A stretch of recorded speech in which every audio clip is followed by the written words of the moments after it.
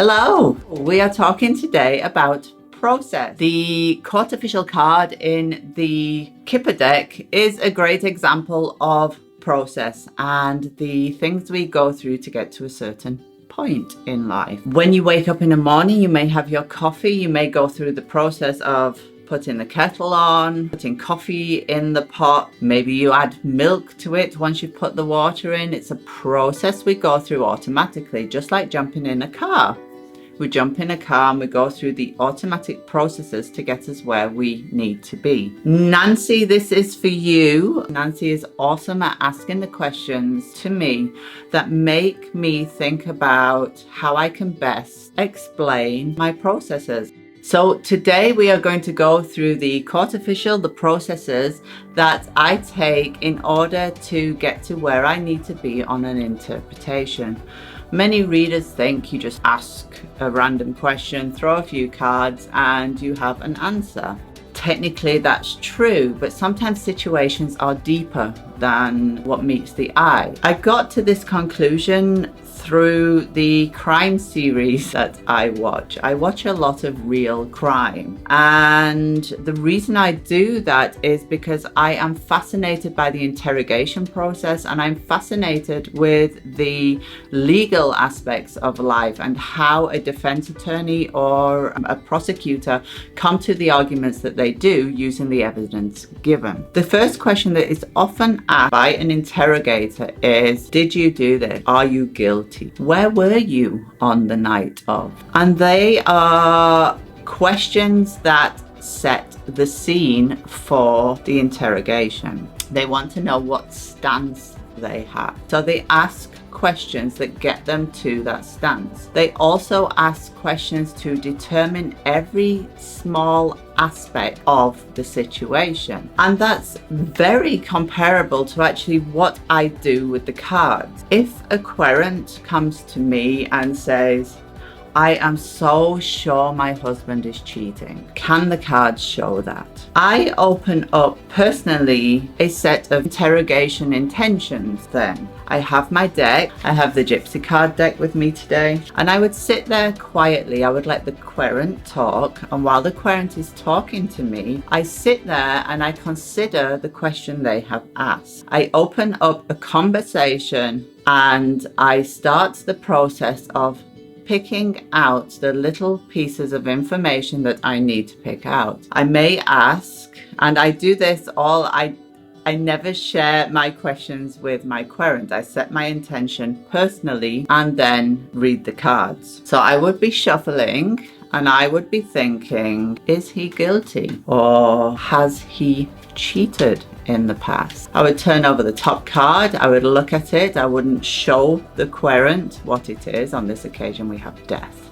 That's a definite no. And I would then move on to the next conversation or the next interrogation question in my head. What does he feel about her right now?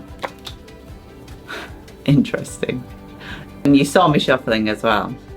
So we have the death card again. So the next question then has spun a little difference on the question before. He feels nothing about her. He has no feelings for her. She is dead to him, if you like. So then I filed this information. I've already filed, no, he hasn't cheated.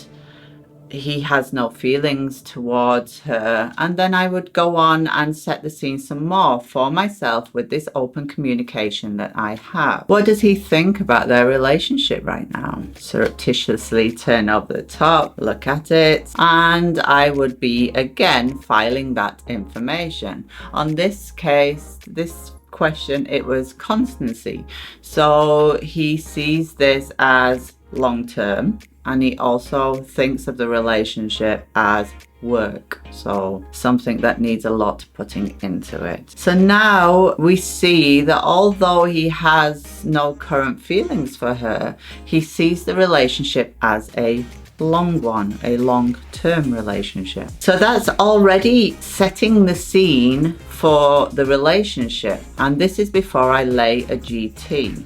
So I am already forming my findings. I am not giving this information to the querent yet, because these are my initial findings that will give me the end read. So then I may ask, how does he see the future of the relationship? Or what does he want to happen in the relationship? Does he love her? All these questions, all these base questions that your querent actually does want to know. But again, I would wait to relay them. And then once I've asked all these interrogation questions and I have formed in my head a plea of guilty or not guilty, I would then lay a GT to see the future of that relationship. If it's not a huge question like this and you're just talking minute things on a daily basis, then I would lay a smaller spread.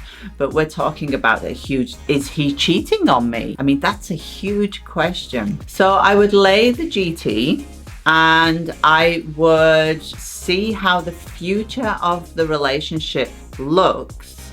And within that, I would then pick out the storylines that are important. And I would also then bring in the findings of earlier. The reason I do this in this way is that, number one, you have a firm foundation for when you lay your read. You know everything that you could possibly need to know about this situation. And then when you do lay the read, you have a wider read. You have maybe 9 months. If you've laid for 9 months, you have a 9 months read laid in front of you of the future of your querent based on the foundations that you've already discussed with your cards. So every situation that comes to me, for example, my husband may come home from work and want a work read for the coming 9 months. I would first question his intentions for wanting the read. Why does he want to know what's coming in the next 9 months? Does he have any personal intuition of what's going to happen? Is there a particular area that he's worried about? And these are all questions I can ask my cards and get the answers to. And that hones down for when you get to your GT, you actually know which areas you should be looking at. So you're not just looking at a random general read for work in front of you.